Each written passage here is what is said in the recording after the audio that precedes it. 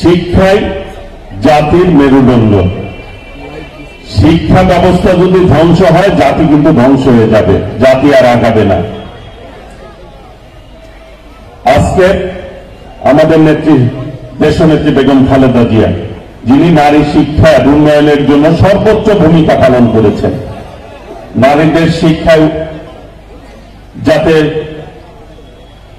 উন্নয়ন হয় সেই জন্য কিন্তু উপবৃত্তি চালু করেছিলেন আমাদের নেত্রী দেশনেত্রী বেগম খালেদা জিয়া। আজকে বাংলাদেশে কিন্তু নারীর সংখ্যা বেশি, ভোটের দিক দিয়েও কিন্তু নারীর সংখ্যা বেশি।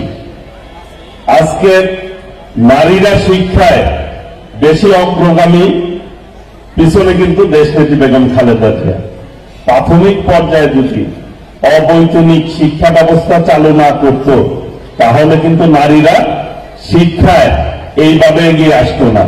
গণতান্ত্রিক পরিবেশ যাতে বাংলাদেশে বজায় থাকে, সেই জন্য আমাদের ভারপ্রাপ্ত চেয়ারম্যান দেশনায়ক তারেক রহমান সারা দেশে ঐক্যবদ্ধভাবে বিএনপি নেতাকর্মীদেরকে সুসংগঠিত করে, দেশবাসীদেরকে ঐক্যবদ্ধ করে একটি ছাত্র জনতার বিপ্লবের মধ্য দিয়ে এই ফ্যাসিবাদের পতন হয়েছে, স্বৈরাচার মুক্ত বাংলাদেশ হয়েছে।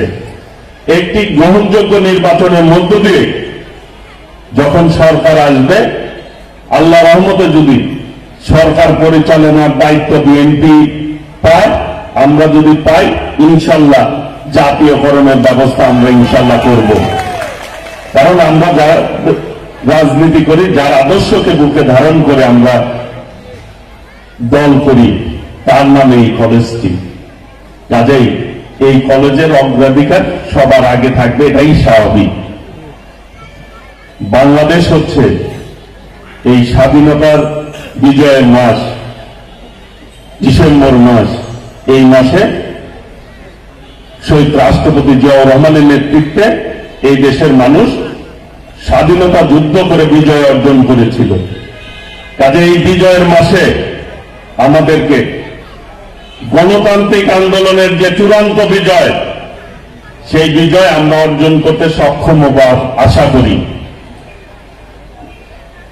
স্বাধীনতার মূল চেতনা গণতন্ত্র, সেই গণতন্ত্রকে ধ্বংস করেছিল শেখ মুজিব বাকশাল কায়েম করে। আর ফ্যাসিস্ট হাসিনা গণহত্যা চালিয়ে মানুষের ভোটের অধিকার হরণ করে এই দেশে নির্বাচন ব্যবস্থাকে ধ্বংস করে ফ্যাসিবাদ কায়েম করেছিলেন। বাংলাদেশের মানুষ ঐক্যবদ্ধ আন্দোলনের মধ্য দিয়ে এই ফ্যাসিবাদের বিদায় হয়েছে। কিন্তু ফ্যাসিবাদের যারা প্রেতাত্মা এখনো বিভিন্ন পর্যায়ে রয়েছে, তারা এই দেশকে নিয়ে ষড়যন্ত্র করছে, অপপ্রচার চালাচ্ছে। এক সময় তারা বলতো আওয়ামী লীগ ক্ষমতায় না থাকলে নাকি 5 লক্ষ লোক মারা যাবে। বাংলাদেশে কিন্তু একজন লোকও মারা যায় নাই 5ই আগস্টের পর। কারণ কি? আমাদের নেতা ভারপ্রাপ্ত চেয়ারম্যান দেশনায়ক তারেক রহমান মানুষকে শান্ত থাকতে বলেছেন, এবং আমাদের নেত্রী দেশনেত্রী বেগম খালেদা জিয়া হাসপাতালের বেডে থেকে জাতির উদ্দেশ্যে বক্তব্য রেখেছেন এবং মানুষকে ধৈর্য ধারণ করতে বলেছেন। দেশনায়ক তারেক রহমানের যোগ্য নেতৃত্বের কারণে বাংলাদেশের কোনো বিশৃঙ্খল পরিবেশ তৈরি হয় নাই, এবং বিএনপির নেতা কর্মীরা সর্বোচ্চ ধৈর্য ধারণ করে তারা পরিস্থিতি মোকাবেলা করেছে। আজকে বাংলাদেশের মানুষ কিন্তু গণতন্ত্র প্রিয়, তারা তাদের পছন্দের লোককে ভোট দিয়ে জনপ্রতিনিধি নির্বাচন করতে চায়। নির্বাচন বাংলাদেশের মানুষের জন্য একটি উৎসব মুখর পরিবেশে মানুষ ভোট দিতে চায়, এবং যার ইচ্ছা, যার মনে যেটা থাকে, তার মনের মানুষকে তিনি সরকারে বসাতে চায়, যাতে করে জনগণের উপকার হয়, জনবান্ধব সরকার হয়। কাজে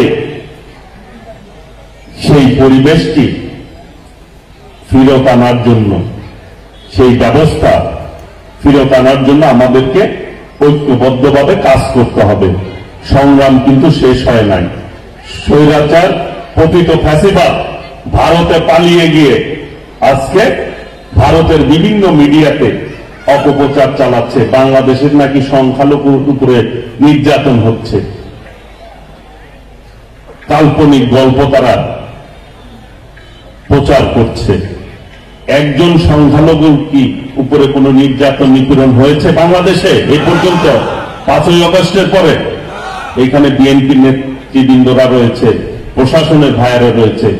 দুর্গাপূজায় বিএনপি নেতা কর্মীরা প্রত্যেকটি মন্দির যাতে দুর্গা উৎসবটি হিন্দু ধর্মের ভাইয়েরা সঠিকভাবে পালন করতে পারে সেই জন্য সর্বোচ্চ সহযোগিতা করেছে বিএনপি নেতা কর্মীরা মাঠে থেকে।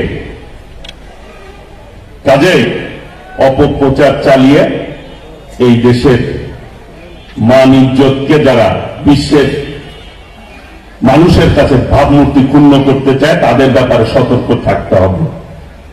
যারা গণহত্যা চালিয়েছে, যারা মানুষকে খুন করেছে, গুম করেছে, অন্যায়ভাবে অত্যাচার করেছে, তাদের বিচার বাংলাদেশের মানুষ চায়, তাদের বিচার বাংলাদেশের জনগণ দেখতে চায়।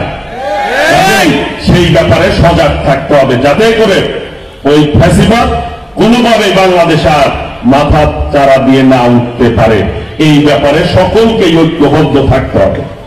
প্রিয় ভাইরা, বেশি কথা বলবো না, একটু পরেই সাংস্কৃতিক অনুষ্ঠান যেটি দেখার জন্য অনেকেই এই জায়গায় উপস্থিত হয়েছেন, অনেকেই আসবেন। আমি শুধু একটি কথাই বলতে চাই, সর্বশেষ কথা হলো বাংলাদেশের গণতন্ত্র যদি ঠিক থাকে তাহলে বাংলাদেশ ঠিক পথে চলবে। জাতীয়তাবাদী দল যদি ঠিক থাকে তাহলে বাংলাদেশ ঠিক থাকবে। শহীদ রাষ্ট্রপতি জিয়াউর রহমানের আদর্শ সঠিকভাবে যদি আমরা পরিচালনা করি তাহলে বাংলাদেশ ঠিক থাকবে। দেশনেত্রী বেগম খালেদা জিয়ার নেতৃত্বে ইনশাল্লাহ সেই বাংলাদেশ ঠিক থাকবে এবং দেশ নায়ক তারেক রহমানের নেতৃত্বে ইনশাল্লাহ এই দেশের মানুষ গণতন্ত্র পাবে, গণতন্ত্র পুনঃপ্রতিষ্ঠিত হবে এবং গণতন্ত্রের চূড়ান্ত বিজয় অর্জন করতে আমরা সক্ষম হব। বাংলাদেশের মানুষের প্রত্যাশা এই দেশে একটি গ্রহণযোগ্য নির্বাচনের মধ্য দিয়ে জনগণের সরকার প্রতিষ্ঠিত হবে এবং জনবান্ধব সরকার প্রতিষ্ঠিত হবে, এটাই হচ্ছে মানুষের প্রত্যাশা। তাই মানুষ কিন্তু চায় দ্রুততম সময়ের মধ্যে নির্বাচন হোক, নির্বাচিত সরকার চায়, কারণ নির্বাচিত জনগণের চাহিদা কি সেই অনুযায়ী তারা পদক্ষেপ নিয়ে থাকে।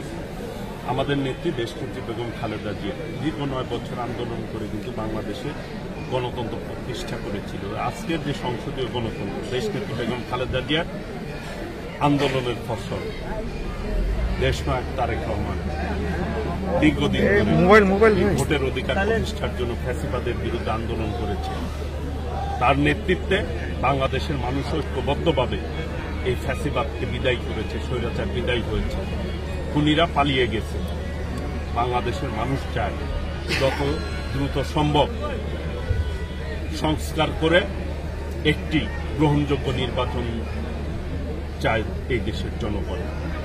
গণতন্ত্রের তখনই পরিপূর্ণ বিজয় অর্জন হবে যখন এই দেশে একটি নির্বাচন হবে, সেই নির্বাচনের মধ্য দিয়ে একটি গণতান্ত্রিক সরকার প্রতিষ্ঠিত হবে।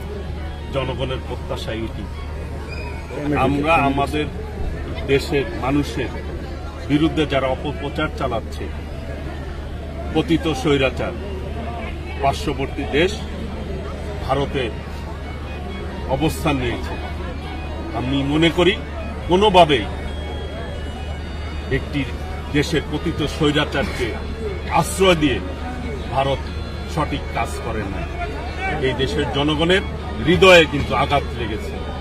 গতকাল বিএনপির অঙ্গ সংগঠন 3 অঙ্গ সংগঠনের নেতৃত্বে, যুবদল, ছাত্রদল, স্বেচ্ছাসেবক দলের নেতৃত্বে কিন্তু ভারতের হাইকমিশনারের নিকট একটি স্মারকলিপি প্রদান করা হয়েছে। আমরা দলগতভাবে কোনোভাবেই একটি গণতান্ত্রিক দল হিসাবে কোনোভাবেই স্বৈরাচার ফ্যাসিবাদকে আমরা প্রশ্রয় দিতে পারি না।